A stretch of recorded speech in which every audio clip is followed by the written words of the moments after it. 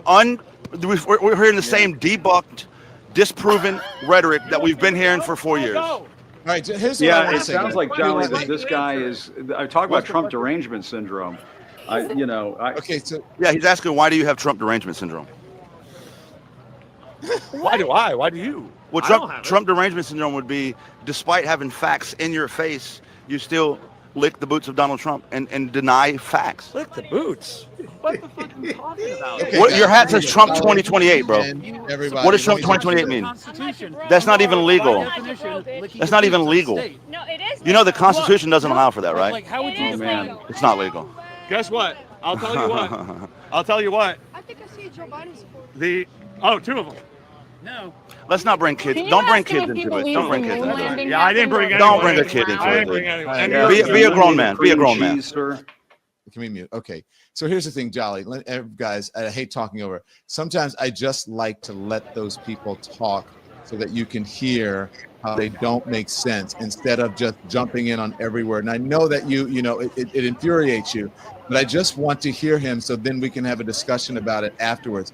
Obviously, he had no evidence. Obviously, it's a conspiracy theory. It is akin to QAnon. But now you see the perils of journalism when you go out on the street, as we do, and you actually talk to people. You hear this all the time, and it becomes extremely frustrating because they don't have the evidence, but they think they do. And people like Donald Trump and the MAGA cult convince them a lie is true, and it is not. So that was my frustration. That's why I wanted to jump in. Just let him talk and then let him go, and then we could give the folks the facts. But go on. Are you guys speechless now? No, John, I completely agree with you. I'm trying to figure out what I'll my just say game something. I experienced this time and again out on the campaign trail when I would go to those Trump rallies, rally after rally after rally. And many of his supporters are trapped in a cult. They're trapped in an information silo, disinformation silo that is whipped up by conservative media, whipped up by Fox News, whipped by Donald Trump. And unfortunately, there are a lot of people in this country who are suffering from the same, I call it Trump derangement syndrome, when they just completely ignore the facts, as that man was doing with Jolly, and just spout these conspiracy theories. And I mean, the thing that has to be said, in my view, and I've said this on my show umpteen times, if Donald Trump had just been a man and accepted that he lost in the 2020 election, there never would have been January 6th. The Nancy Pelosi, National Guard, Muriel Bowser bullshit, all of that washes away. Hey, Jim. If you just go back to that.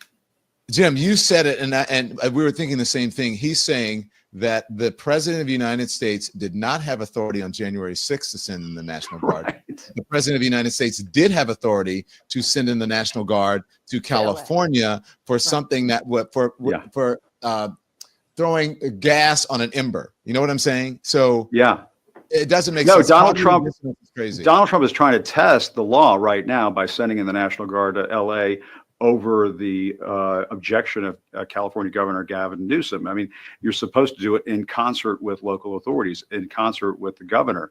And it states clearly in the law that he can't do that. And that's why the state of California is taking Donald Trump to court right now. And this is a very big moment, what's taking place in California, because if this goes all the way to the Supreme Court, you got to think that's what Trump wants to do. That's his get out of jail free club, the MAGA Supreme Court. If they give Donald Trump carte blanche, like they did with immunity, if they give him carte blanche with the use of the military for domestic law enforcement purposes, folks, that is not the United States of America that I grew up in. It's just not. And it's very disturbing. If you listen to what that guy just said, even though obviously we know he's a wackadoodle and everything he's saying is perfectly false, the fact is, the reason it's important, some people say to me sometimes, Jolly, why do you waste your time on these people? Because those people are not few and far between. They're easy to find. I can come across them in rallies like this. I come across them at parades and Trump rallies. I've been to a lot of them. And the fact is, even though it's provably false, they're going to believe it. And you look at what just happened in LA. The mayor said, I don't want the National Guard, but he brought the National Guard in. But the narrative from January 6th is Trump said, here's the National Guard, and mayor said no. So, like, is both sides of your mouth independently, like, have muscles? How do they move at the same time? Because you're literally debunking yourself in the same statement. Yeah. Let's bring in Reese Colbert. I want to let Reese get in on this, and also Clay. Reese, first you, and then Clay. Your thoughts on just all of these things that we're seeing on today? Well, child, it's a day. It's a whole lot going on. But the thing that is first on my mind is it's gonna rain on your head because the storm is coming through on DC. All them tanks. I think that Donald Trump will be wearing a hat. He don't want his little hairline to get messed up. So I do appreciate that there's going to be a little bit of karmic justice in the weather and raining on this really ridiculous, frivolous parade. And it can't look any more frivolous on the day where we have politically targeted assassinations, when we have a Middle East conflict with bombs raining down on Iran and on Israel, and then we have protests around the country because of this authoritarian regime that has completely suspended the Constitution as much as they possibly can, while they have the audacity to parade the army around, where we have Marines in Los Angeles detaining a veteran trying to get to their veterans appointment, when we have a U.S. senator who was, violently attacked and thrown to the ground for exercising his oversight of duty. So this is supposed to be projecting strength when America looks like weak ass bitches right now. We are in complete turmoil. The president has no control whatsoever, and it's only going to get worse. And the last thing I would say is, I wouldn't care about that goofy ass man in them ugly ass overalls, those ridiculous boots, and that stupid cowboy hat, in his opinion, but for the fact that that side has the guns. So, do I need them to be anti-Trump? No, I just need them to calm down, simmer down a little bit. Okay, if y'all have your little group chats, whatever, but hopefully somebody is monitoring them, because when shit hits the fan, I want to be as far away from them as possible, and I want them to be as unweaponed or whatever, they just unmanned as possible, because that is dangerous. It might be funny to some degree. It is ridiculous, and I don't think we're going to win them over. But in this combustible climate that we have right now, it is serious business that these people have been indoctrinated to this degree. And that is my biggest concern. Not this stupid ass parade, not Trump's birthday. I will not say happy birthday. I hope you have the worst birthday ever. It's the state of America right now. And by the way, though, Reese, they don't have all the guns. Some of the left have them too. Yeah, they do, but that out. The wrong people got the guns. I've been saying this. The wrong people got the guns. Some of the right people have them too. I'm just saying, not everybody on the left is unarmed. Let me get Clay in. Yeah, the safest cause says otherwise. There's more guns than people in America. First and foremost, happy birthday to Marla Gibbs. She is 94 years old. So I want to say happy birthday to Marla Gibbs. That is the only birthday in the Army that I am celebrating. 227, ain't no place like home. So I want to say this, and a lot of folks may be upset with what I'm going to say, but I'm on independent media, and we could say this. I'm happy to see these protests. It's great to see, but this is the energy that I wanted in November. There was a massive turnout for this protest in Philadelphia. Y'all know I'm from Philly. Don, you spent time in Philly. Philadelphia had some of the lowest voter turnout that we saw in November. There was just an election in Philadelphia in May. It had 16% voter turnout. So for everybody out there who is protesting, that's great. But if you didn't vote in November, you were part of the problem. We could have avoided all of this. This did not need to happen. And the one thing I'll say about that unhinged Trump supporter, he was crazy, he was deranged, but you know what? He voted. He showed up. This is the and I thought people got it after COVID. I hoped people got it after January 6th. I thought people got it after 34 felony convictions. And here we are, the No Kings protest. We didn't need to be here. And I just hope wherever you're protesting right now, I hope you bring it to that voting booth. I hope if we have a serious election for the midterms, I want to see all these protests at the voting booth. We didn't have to be here. I have friends who are scared, friends who have lost their jobs, friends who are concerned about their Medicaid. And while this is great to see, I'm frustrated because we literally could have avoided all of this. Kamala Harris would not be doing this right now, would not be doing this. So it's great that you're protesting. And if you protested and voted, great. But if you're part of the 90 million, if you were one of the people because you didn't like the way Kamala Harris answered the question on The View, or you didn't like the way Joe Biden handled so-and-so, now look where we are. Iran, tariffs, Medicaid, waste, fraud, and abuse. And we're about to waste $45 million on a military parade in Washington, D.C. So this is cute and that's great. But as I've always said, if you don't do politics, politics will do you. Bring all this energy to the next election. Can I just say really quick? Go ahead. There's one more birthday that I is really important to me today besides the two that Clay mentioned. It's my mom's birthday too. Happy birthday, Mom. Happy birthday! Jolly good mama. I'm sorry she has the same birthday though. Oof. It's okay. We can Marla only Gibbs, we ignore it. We ignore it. We just like Marla Gibbs and Jolly Good Mama. That's all we care about and the Army. Happy birthday, U.S. Army. I think that's such a great point that you made, Clay, because the challenge is for a lot of the 92%, and I know Reese is about to give me an amen on this, is that they look at days like today and say, as Black women, we voted 92% for Kamala Harris. And so a day like today will not include us. And I don't know if Jolly can tell us if he's looking at the demographics of these crowds, if you see a lot of Black women there. But you know, there's a great reluctance to get on board in these protests or to stand up for these undocumented brown folks when they know a lot of brown folks voted for Trump. And I wonder, Jolly, can you tell us, do you see a lot of diversity in the crowd today? I mean, not in like you would expect, not what would actually resemble America. And to your point, Joy, I've literally been to Trump rallies all across the country.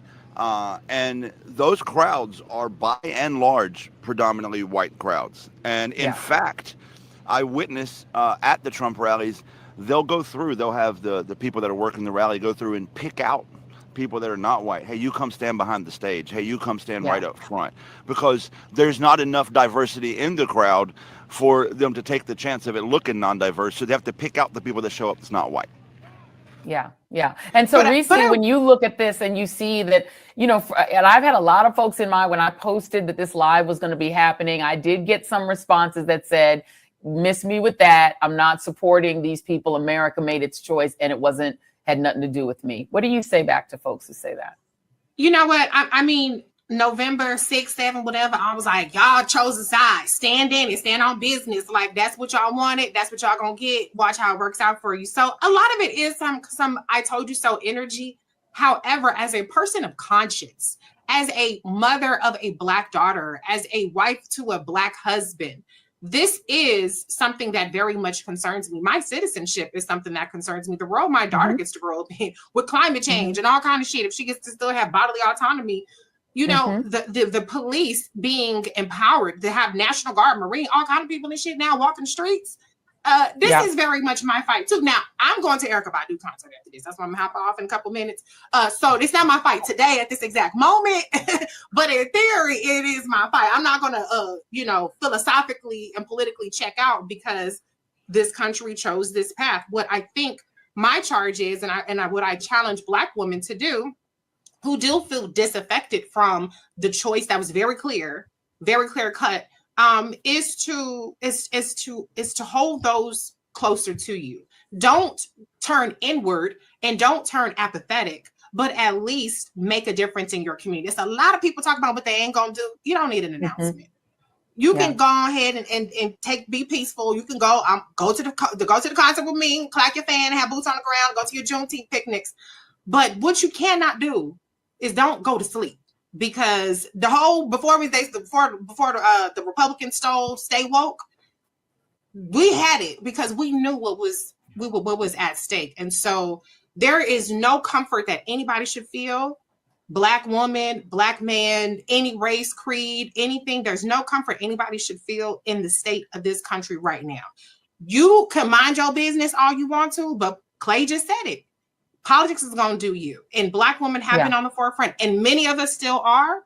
So I just want us to understand that as much as rejection that we felt, as much vindication that we feel for everything we warn people about happening, we still have to at least stay woke.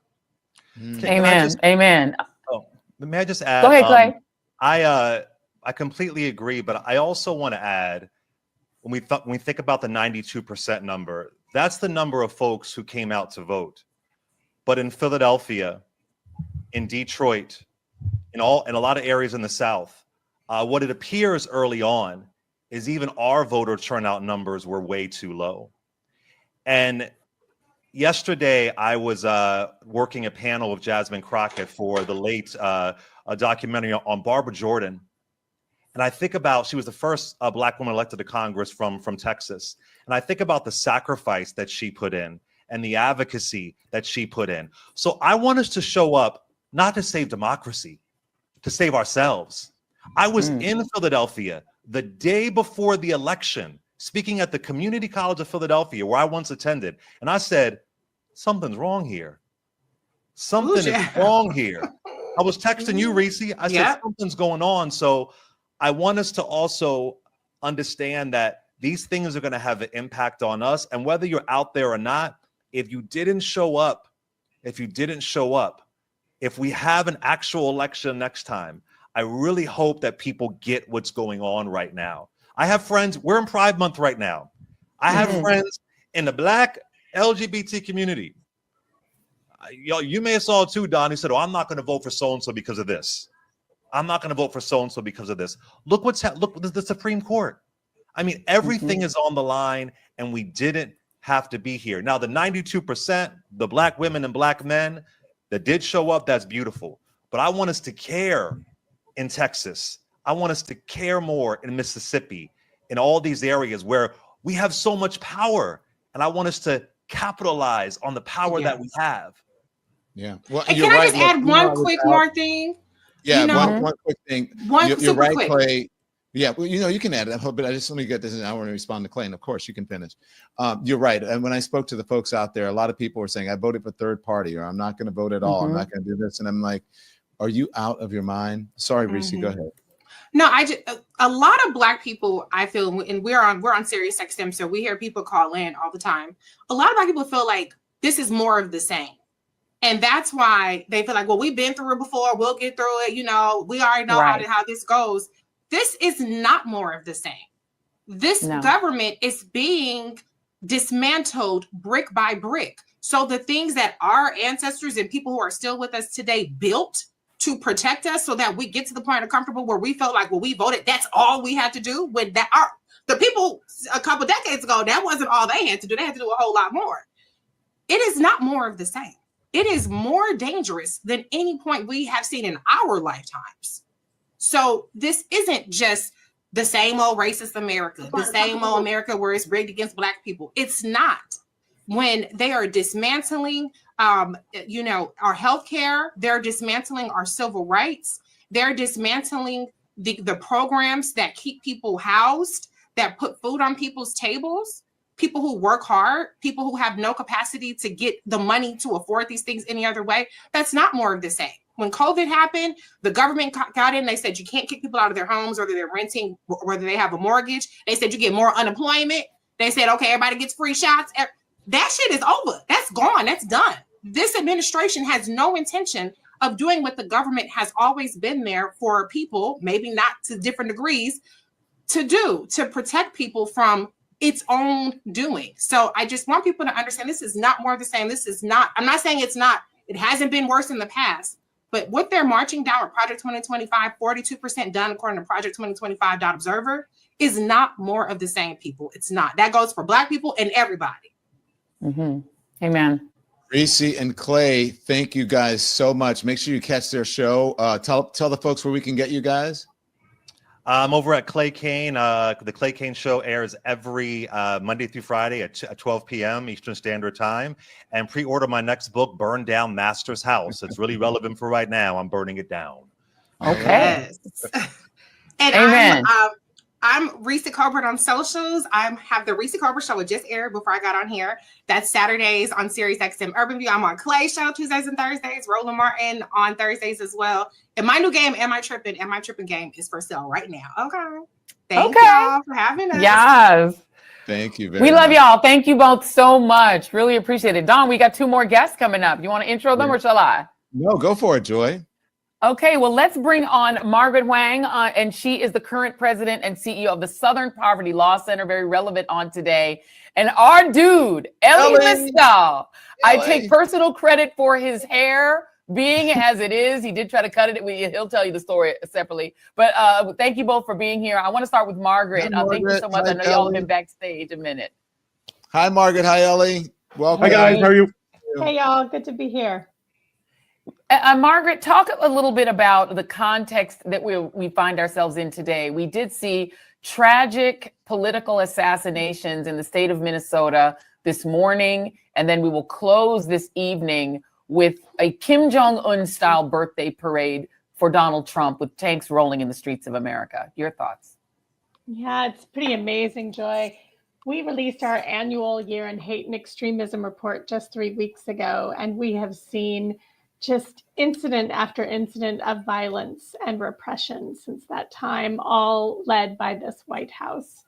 Of course, the assassinations that you talked about from earlier this morning. We've also seen the military parade and the threat to harm protesters who might object to this parade and this president's views. And we've seen the tearing apart of families, of immigrant families and communities across this country in really unspeakable ways. So this has all happened in the last 3 weeks and is really a reflection of the complete mainstreaming of hate and extremism into our politics, into the White House, led by this president. It's really frightening. And, you know, Elie, to add you to the conversation, we've also seen a use of the military that we've never seen before. It's been since 1965 that the National Guard has been deployed in American state, and that was to Alabama because of John Lewis and others being beaten on the Edmund Pettus Bridge. But now it is to threaten, fellow California citizens if they dare to protest against ICE dragging people off to God knows where. But also we've seen what sure does look like a violation of the Posse Comitatus Act. We talked to Glenn Kirshner about that earlier by having Marines literally in the streets of Los Angeles. Your thoughts on all of this? Yeah, first of all, thank you so much for having me. Hopefully I will say something that will get you guys kicked off of another platform. That's always my goal. Good luck with that. Good luck with that. They love us on YouTube and Substack. I'm going to try my best. So I wrote about the Posse Comitatus Act in The Nation earlier this week. One of the things that people need to remember about Posse Comitatus, it's that it's a white slaveholder law. It is a law that was passed as part of the end of Reconstruction, meant specifically to prevent the president from using the military to enforce voting rights laws in the South. That's why that law is here. So when people say that this hasn't been violated or used since 1965, again, that's not exactly true, because when LBJ deployed the National Guard against the will of the state governors of Alabama, the way that he did that was to first invoke the Insurrection Act and then deploy the troops.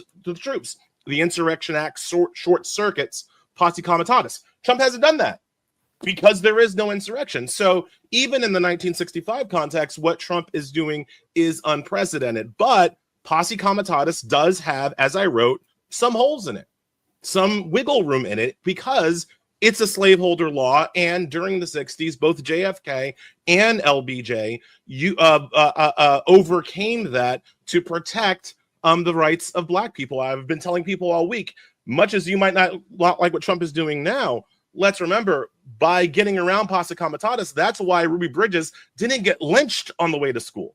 That's why we just have pictures of people yelling at her, because we needed to have troops then. So one of the things that I've been doing, and one of the things I've been trying to do generally from 30,000 feet during the Trump administration, is to focus and look on how he is using power maximally. And then ask, maybe now that we've seen this, Democrats could do the same damn thing when they get power, right? So what he's doing right now with sending troops, I argued on your air that Biden should have sent troops into Texas to provide abortion services after the Supreme Court overturned Roe v. Wade, because the military is not subject to the state laws banning abortion. That would have been an example of Democrats using power maximally. So that's an example of what we're seeing here. Trump always uses every shred of power and then some. every inch of power, and then the full mile. He always uses everything he has to the maximum effect. Now, from my perspective, it's a horrible effect.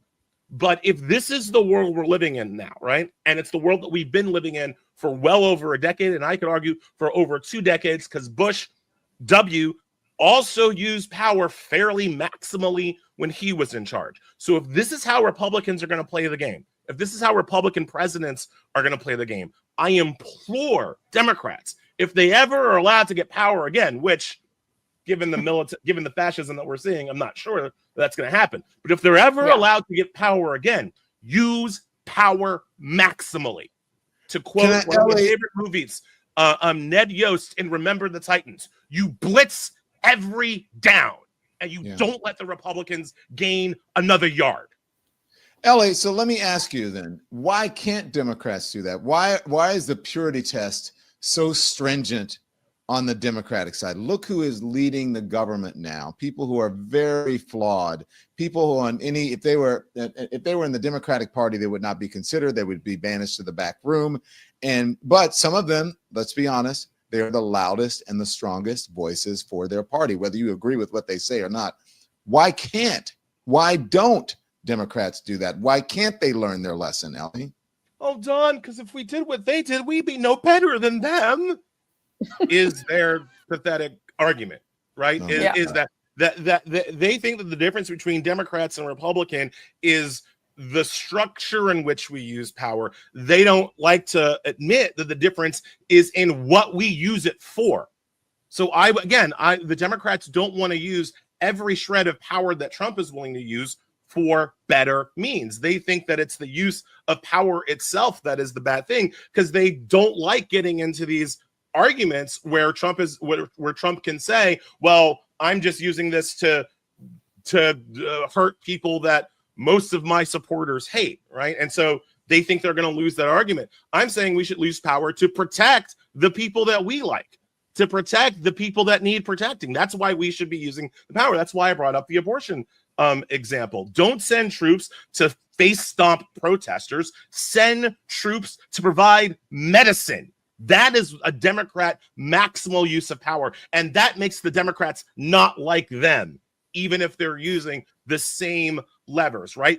LBJ sent the troops not to bust the face of John Lewis, to protect John Lewis. Right. That's the difference between Republicans and Democrats. But Democrats have decided that the way they play the game is the difference, as opposed to what they're playing the game for. And that is why the party fails. Can I ask you, Margaret, because I know you have short time, but I want to make sure that I get you in here, because what we've seen in Minnesota is exactly to the point that Ellie is making. Democrats, including the governor there, just made a massive compromise that people on the right in right-wing social media are trying to use to shove off this shooter onto the left. Because one of the people that was killed, the woman who was the former Speaker of the House, voted with Republicans to repeal a law that allowed undocumented people in Minnesota to gain access to Minnesota's version of Obamacare. And that was the law since Obamacare passed. It is no longer the law, and Governor Walz signed that bill because it was a compromise. It's a very closely divided House, and I think like a 1-seat majority Senate. It's very close. Now, both of the lawmakers who were killed did not vote that way. The other gentleman, the state senator, did not vote for that. But the right is already running with it to try to claim that this shooter is on the left because, this woman voted with the right in order to punish immigrants, essentially punish undocumented people. And so they're trying to use that. It's bullshit because everything they say is bullshit. But what do you make of the underlying fact here that Democrats are more likely to vote for something that they don't even believe in, right? Even if it means that immigrants get less protection, and it doesn't even protect them from somebody who puts them on a hit list because they get on the hit list anyway. You see where I'm going? It feels like we're fighting a fascist movement, but Democrats are trying to compromise with it in pieces, thinking it will protect them when the worst of the worst happens, even when they give in and harm the people that they're supposed to be caring about. The bad things happen anyway. You know, Joy, for a very long time, supporting civil rights and hating organizations like the Ku Klux Klan was not a partisan issue. Right. You didn't pick your side because you were a Democrat or a Republican. People knew what was right, and that was protecting rights for everyone. And people knew that those who tried to deny rights to people of color or women or the LGBTQ community, they were wrong. And somewhere over the last 60 years, we have gone terribly astray. We have only one party that is embracing extremist ideology. We have only one party that is pushing for a theocratic fascist state. We have only one president who is actively calling for violence, is promoting violence, and of course has pardoned violence by pardoning all the January 6th criminals who were prosecuted and detained and arrested because of their actions. There's only one party that's doing this. And so we have to be very clear where the threats are coming from. Whether a particular individual who does a bad act has a particular political affiliation doesn't matter in an environment where the president himself is calling for and urging violence on a daily basis. And that's the reality that we're living in right now. Frankly, Joy, if can they we bring figure in out- now? if they Ellie, figure out stand that by. Sorry. I If just they want to figure bring out- someone in, and then I'll get you. I want to bring in Ezra Levin, who is in the waiting room, and I just want to bring him in. Ezra Levin. Oh, I don't want to stop Ellie from. I want to hear what Ellie was going to say. Oh, Ellie, Ellie's gonna go right back to it. I just wanted to bring you into the conversation. Go ahead, Ellie. Hi, Ezra. I was just going to say, if they find out that the shooter was a Republican, are we sure that Trump won't pardon them? No, Are we we're not sure of anything he'll do. That Trump won't pardon a shooter who shot Democrats on purpose in this world? We don't know. And I will note just really quickly, so I can just bring some news, since we're keeping y'all updated on everything that's happening in the country. Neither one of my producers just sent this to me. Texas State Capitol was evacuated after a credible threat toward lawmakers, and there was a credible threat ahead of the planned No Kings protests that were meant to be held Saturday in Austin. The Texas Department of Public Safety evacuated the Capitol.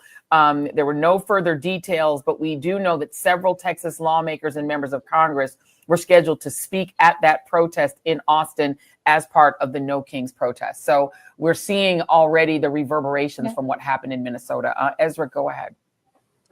Look, this is a president that instigated a violent attack on the Capitol, and given the first opportunity, pardoned those violent insurrectionists at the Capitol earlier this year. I think it's no surprise to us that this guy is not somebody who embraces peaceful participation in the political process. But what we know from the fight against authoritarianism worldwide is there is only one effective response to chaos and political violence, and that is broad-based, ideologically diverse, geographically dispersed, mass, peaceful people power. That's what works. So it is our responsibility in this moment to see that chaos and meet it with overwhelming, peaceful, organized, effective protest. And that's what we're seeing all over the country today with these No Kings protests. You think this will be I would effective? just add, Oh, go ahead, Ellie. No, Ellie, go ahead. I would just add that it needs to be sustained, right? Yes. One of the reasons why the Black Lives Matter protests in the summer of COVID were so effective until Biden won and then didn't pay them back. One of the reasons why they were so effective was because they lasted all summer. Yeah. Is because when people need to know that it's not enough to go out on one day on one weekend. You have to show up again and again and again and again and again. And it's the grinding of the protests that really start to have political winds change. We see it in every successful movement. It's not just one day of action. It's months of action. 100%. Look, a protest is a tactic. It is a tactic. That is not how you accomplish your goal. A tactic should fit in within a strategy, and the strategy is how you achieve your goal. And you are exactly right, Ellie. We need persistent engagement at the grassroots level from now until our democracy is secure, which isn't coming this week. It's not coming next week. It's going to be sustained over a long period of time. I will say this isn't our first rodeo. On April 5th, for Hands Off, we had then the largest single day of protest in 1,300 communities all across the world. Today, we were in 2,169 across 20 countries. So we are building a muscle. The movement is growing every time we show up and bring in new communities, we've just got to, I agree with you, Ellie, we got to keep on building. Jim Acosta, your thoughts on all of this, and do you have? I want to let you weigh back in.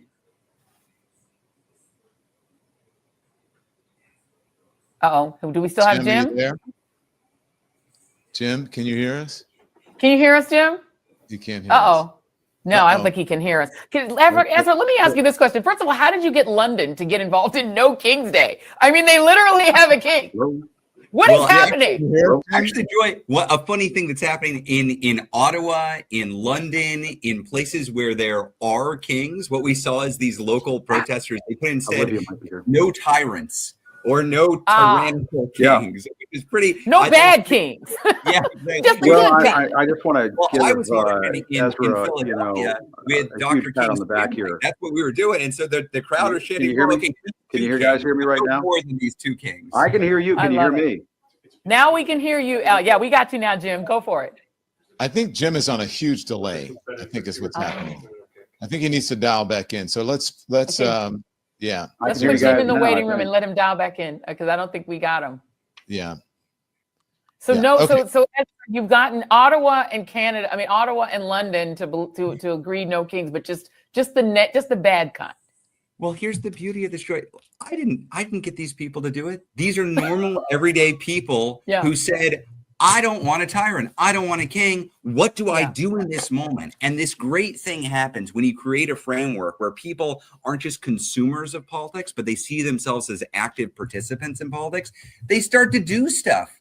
And that's what we need. That's what we need. And the overreaction of the administration is also something that works to the advantage of the activists, right? I was in Brooklyn the other day, and I said to a crowd of predominantly white folks, don't forget that the kind of dumb, intemperate, racist, stupid white man that Trump is exactly the kind of white man Martin Luther King was looking for. That's exactly that. Trump is just Bull Connor 2.0, right? And there is value. There is dangerous. It's dangerous and it's frightening, but there is value from an activist perspective of going up against the government that is inclined to overreact violently to your peaceful protests. It is what turns, to go back to something that Clay was talking about earlier in the previous segment, it is what turns those 100 million people who sat on the couch. It's what makes them understand that they have to choose a side. Clay was kind of saying, like, if you are protesting but you didn't vote, that's a bad job by you. I am sure that everybody out there protesting today voted. I am sure of that.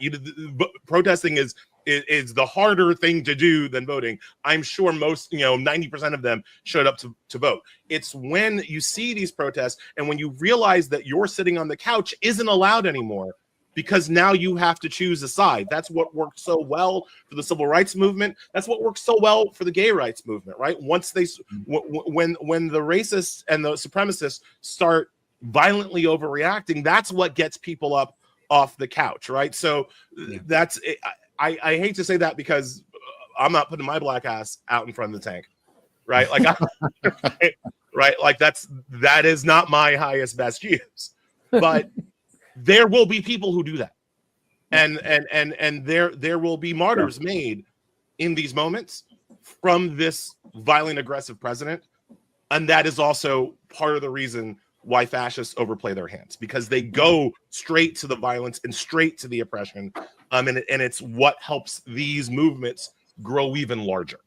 I mean, there are martyrs being made right now. There are martyrs being made right now. They are disappearing Americans. They are taking kids off of the street. They are surprising families when they can't get in touch with their kids at universities because they find out that they've been taken to an ICE facility and they can't reach them.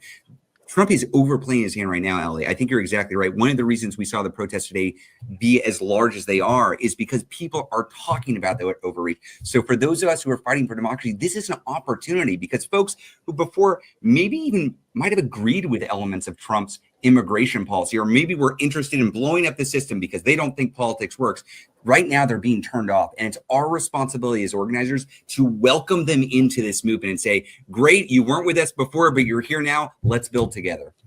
You Jim, think it's can I ask you a opportunity, question, but Jim Acosta? I want to ask you really quick about the media's role in this, because I think one of the things that when you talk about how that Ellie mentioned the regime goes too far and fascists go too far. I feel like they messed up on LA and they messed up on California. While we were there, it only takes about 10 minutes of being in Los Angeles yourself as a journalist. Do you guys remember that time when it was, and unfortunately it was an NBC News reporter, was supposed to be reporting on a flood? I can't even remember her name, the poor young lady. And she was standing in about 3 inches of water. And when you zoomed out, you realize, ooh, what she was doing is kind of bullshit, right? It was embarrassing, but it's like the media keeps playing the same picture of the same electric vehicle burning and that one guy standing on top of a car. And they just keep, and then if you watch it long enough, you're like, oh, wait, that's only this, you're showing the same footage. Because you go 3 blocks from there and there's nothing happening. And meanwhile, you've got the ICE agents from this regime in the parking lot at Disneyland, to the point where that's getting out. There's no gang members in the parking lot at Disneyland, just tourists. And so as they start to overdo it on LA, do you think that might finally trigger the media to go, okay, this is bullshit? That was Michelle. Yeah, Kaczynski, it's a great question, Joy. Honestly, for What's that, CNN Don? as well. That was Michelle Kaczynski, who worked for NBC. Yes. And ended up working for Michelle Kaczynski. CNN as well. But go ahead, Jim. And I want to ask a question. I want to talk about California too when you're done, Jim. Go ahead. No. I mean, the thing I was going to say is, listen, what Joy is saying is absolutely right. It's the curse of the cable news control room. It's sort of like, well, what do we go to next? Let's throw up some wallpaper video of a Waymo on fire. Right. And the message that is sent out to the country is that, oh shit, all of LA is burning to the ground. It's Rodney King all over again. For Christ's sake, people, get a hold of yourselves. Try to report the news as it is happening in the world of reality.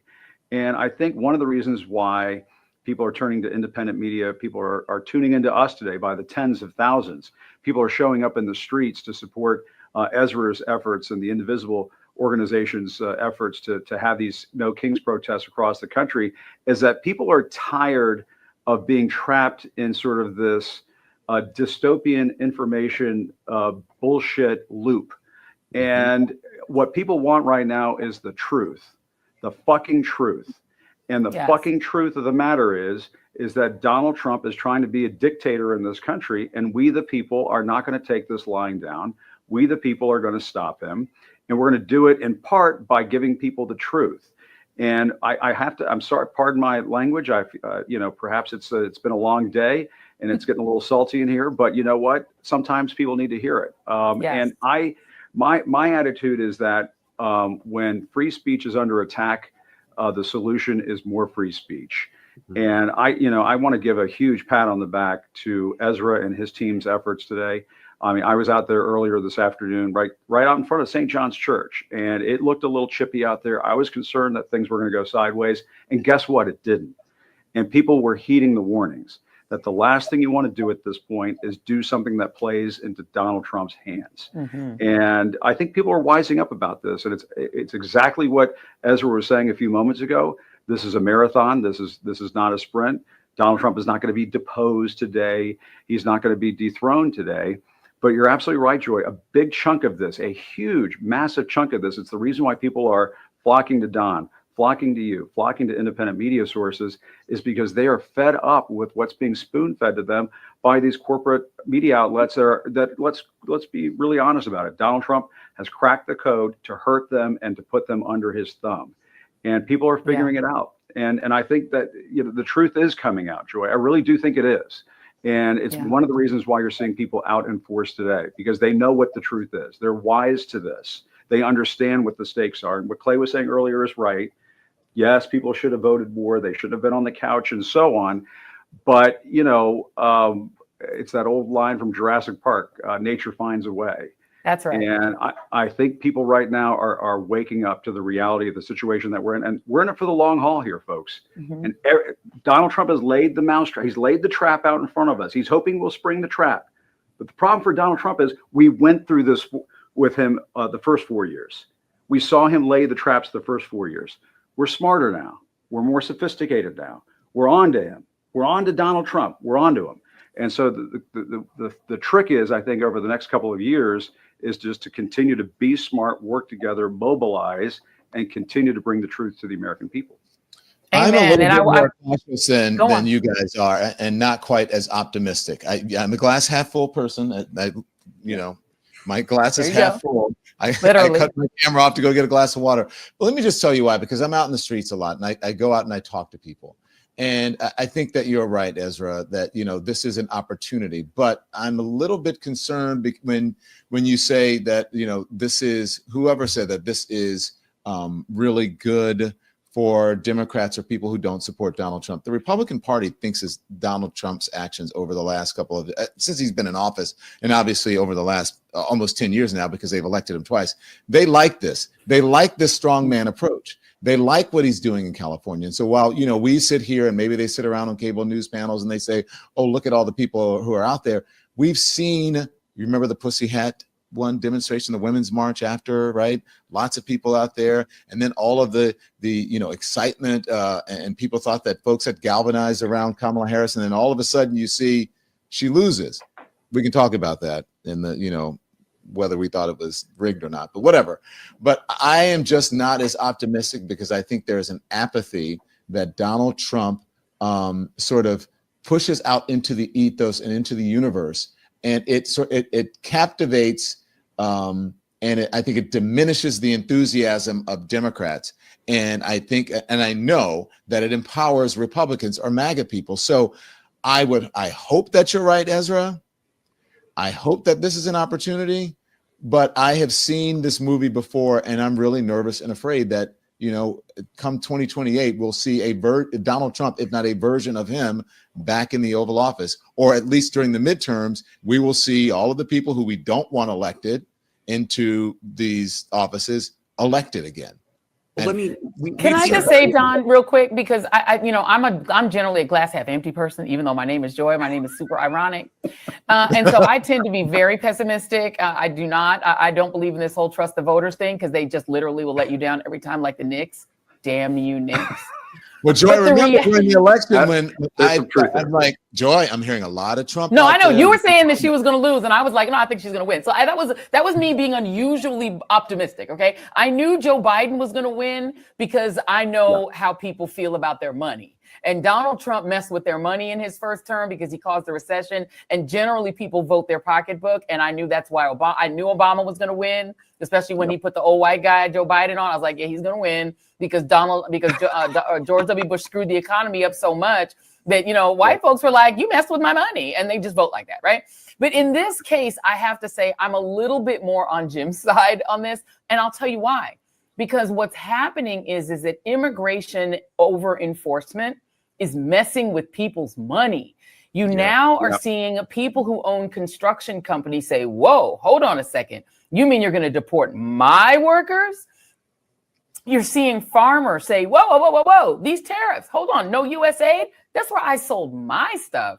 But he's changing it, Joy. No, it doesn't matter because what he's not changing is he's on the drug of mass deportation. He's let Stephen Miller run completely wild with his administration. And Stephen Miller must have had every Latina girl in his high school turn him down because he seemed to really hate them people.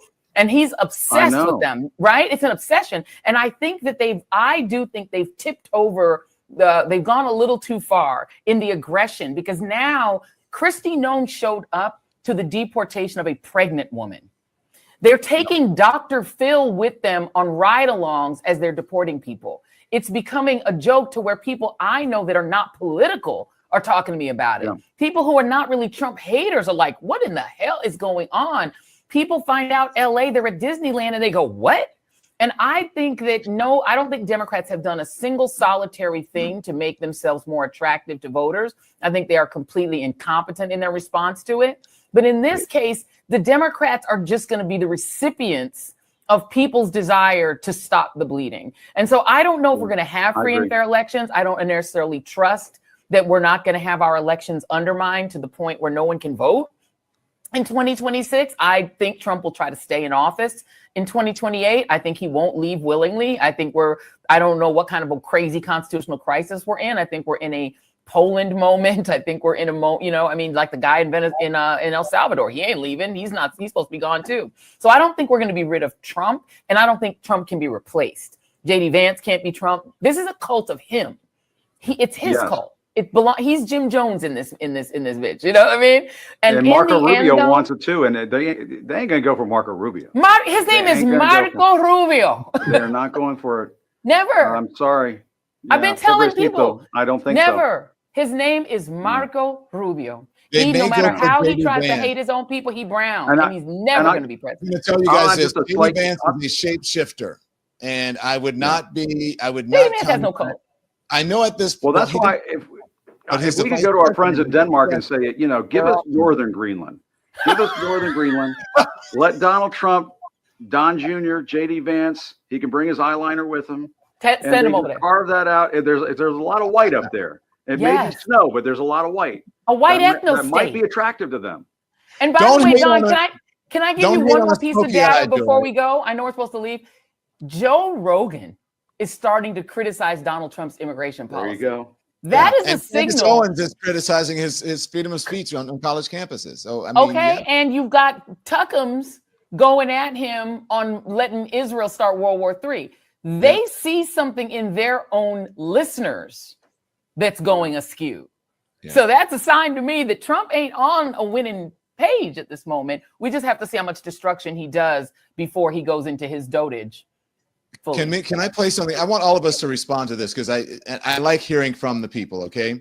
And so I'm going to play some things that you guys have talked about in all this discussion. I'm like producing in my phone here. I mean, everybody's like, why is Don not talking? What's he looking at? So this is a man from a family from California that I want you guys to listen to, okay? Here it is.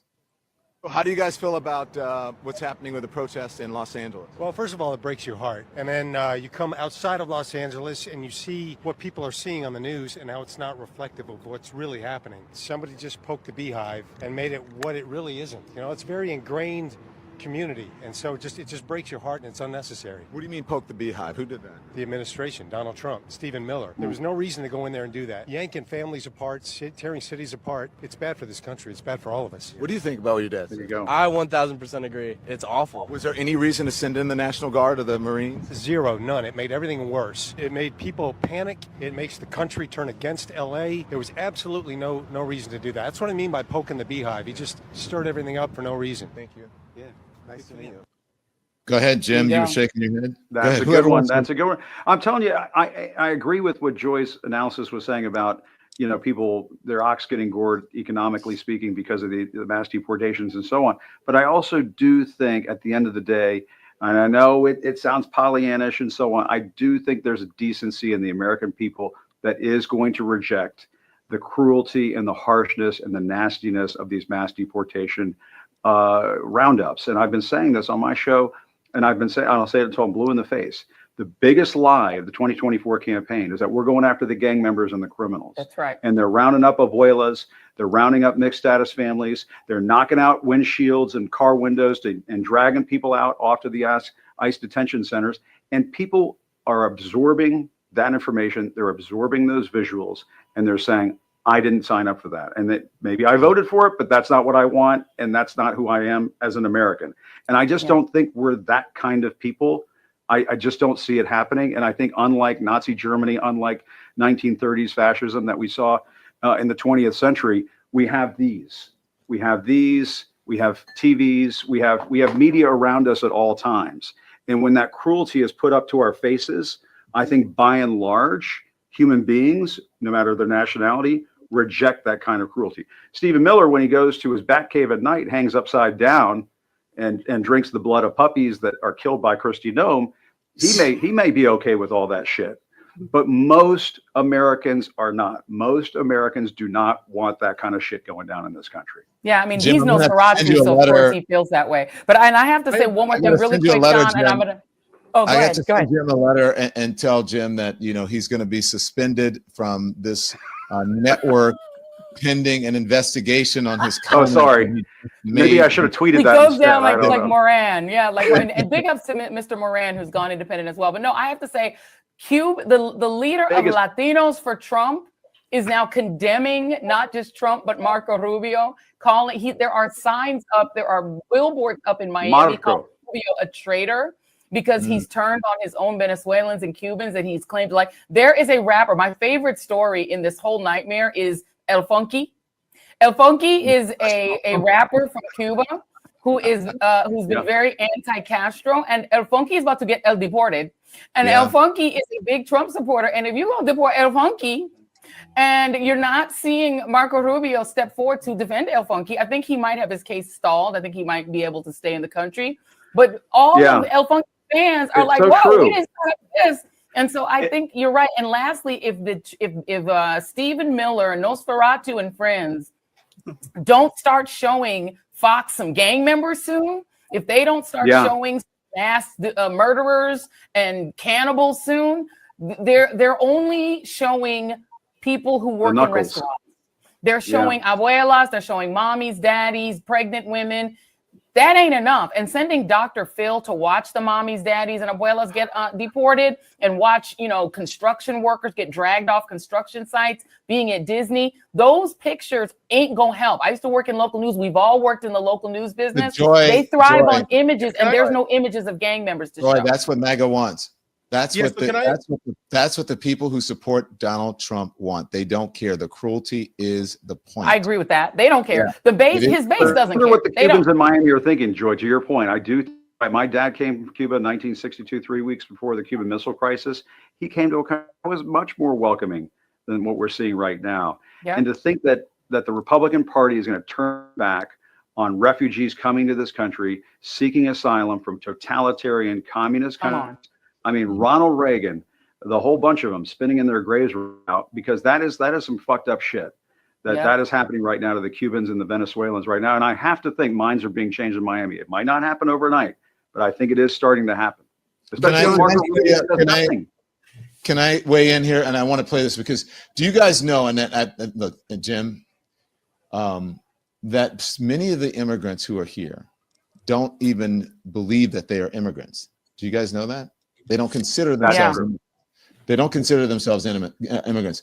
Andy, can you play the guy in the baseball cap with the Golden State T-shirt on?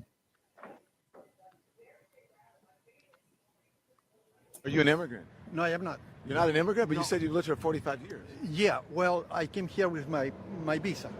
You came here with a visa? Oh, absolutely. So you're an immigrant? Probably. What do you think about the protests going on? They're happening all over, but mainly in California. Horrible. Because, there's a lot of people breaking windows, ripping off stores, and I think it's horrible. Yeah. Does it seem like a big thing that's out of control to you when you see it? Yes, absolutely. And it's going to probably get worse by the 14th. Yeah. Do you understand? Do you realize that it's like just a small area in Los Angeles that it's happening in? No, it's not. It's not all over, but there is, a specific part of the city that is going on right now. Yeah. That is what I think, What do you think about the military parade happening in Washington, D.C.? I don't agree with it. You came over from a visa. Where did you immigrate from? From Chile. Why not Chile? I love my country, but, I'd like to be here much better than Chile because there's more action here. Yeah. You know what I mean? Also, we have the right to protest here, which is why it may be desirable for you to come here. Probably, yes. This is a very difficult situation. There is different viewpoints from people, Could you protest in Chile like that? Yes, you can, and there is a lot of nasty protests going on in Chile very often, which I don't agree because they just destruction, you know what I mean? Why are the people protesting in Chile? Get some wine. Because the politicians, they are most corrupt politicians everywhere you go. So corrupt politicians everywhere you go. Sure, everywhere you go. I've been in France, I've been in London, in Spain, and everywhere is the same story, But that's why people are protesting here as well. Maybe, yes. So I say that, Ellie and Ezra, I played that because now we understand why there are many Latinos in this country who support Donald Trump because, number one, they don't consider themselves as immigrants, especially if they went through the process, as they say, and they came here legally. They consider the immigrants to be the undocumented people. You want to start, Ezra, and then I go? Well, there are a lot of threads here that I want to pick up on. And one, Don, you were saying that you've seen this movie before, that we've been through this before. Look, Kamala Harris lost. Donald Trump won it again. how did we get to where we are now? Obviously, we're going to face this same challenge. 2025 is not 2024. The moment that we're in now is not to relitigate the 2024 political environment. The way I view it, the status quo lost in 2024. The status quo is not an option in 2025 or 2026.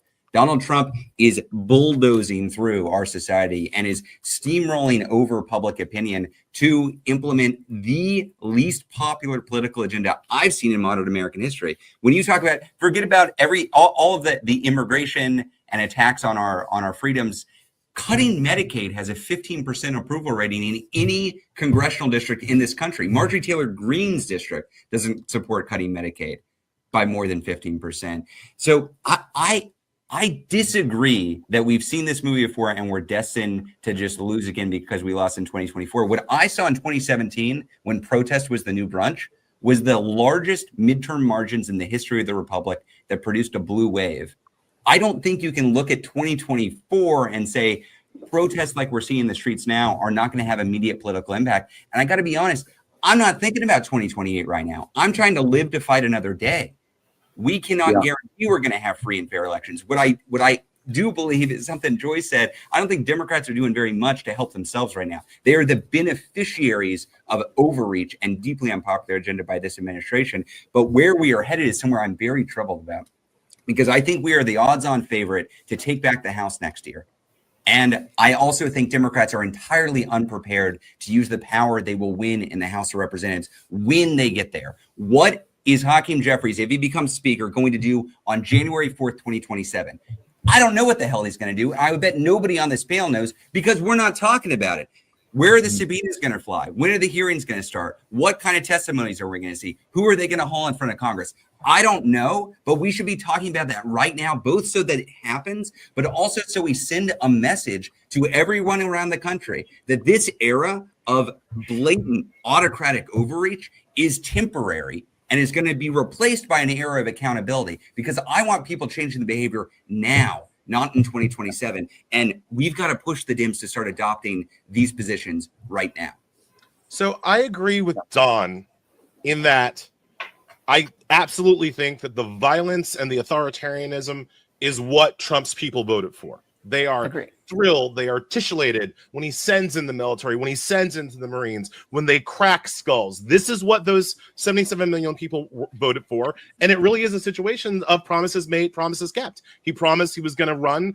He was going to govern like an authoritarian bully. He is governing like an authoritarian bully. And his people clap like seals every time he does it. So I look at 77 million as the bar. We have to get over 77 million. Trump, I do not operate from the perspective that Trump is ever losing votes. I only operate from the perspective, can we gain enough votes to overtop the votes that he has? And I see Ezra shaking his head like, I would hope that he's losing votes, sure, but I'm not strategizing around Trump losing votes. I'm strategizing around getting more votes than he already has, right? And that brings me to my second point about the utility of these protests and the potential utility of Trump's violent overreach, right? I was at an event earlier this week, and a person said to me, that kind of classic you're in public event, oh my God, Ellie, everything's so terrible. I feel like I just want to jump off a bridge.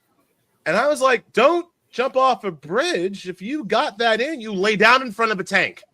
Because that's actually make your death useful. If that's where you are in your life right now, right? Because that is the kind of energy that we're kind of seeing today, that we've kind of seen in the past, as Ezra was talking about, and Trump's overreach might make us see that more and more and more and more. And when you look at how authoritarian regimes fall, what Ezra was saying, they always fall through massive protests. He's exactly right. Massive power of the people protest, but they also fall for another reason, and it's something that I've said ever since Trump was reelected. It is easy to inspire people to violence.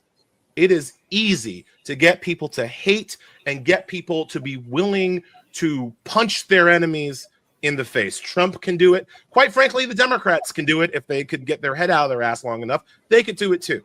But the thing that breaks regimes is when people are not just willing to fight, they're willing to die.